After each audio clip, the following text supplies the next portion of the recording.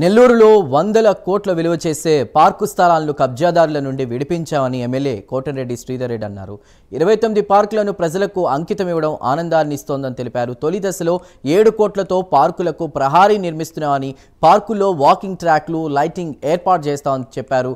చంద్రన్న పార్కుల బాట పేరుతో ప్రజలకు అందిస్తామన్నారు.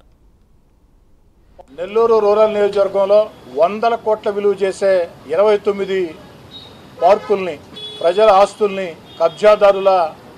భూ కబ్జాదారుల చేతుల్లో నుంచి విముక్తి చేసి వందల కోట్ల విలువ చేసే ఆ 29 పార్కుల్ని ప్రజలకి అంకితం ఇచ్చే అవకాశం రావటం నా రాజకీయ జీవితంలో అత్యంత సంతోషాన్ని ఇచ్చిన సంఘటనల్లో ఇది ఒకటని చెప్తూ ఉన్నా.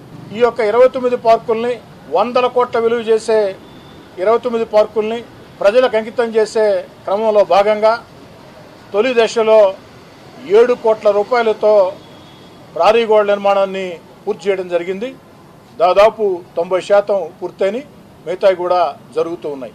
ప్రహరీ గోడలు నిర్మాణం తొలి దశ కింద 7 కోట్ల రూపాయల వ్యయంతో పూర్తి చేయడం జరిగింది. నెల్లూరు రూరల్ నియోజకవర్గం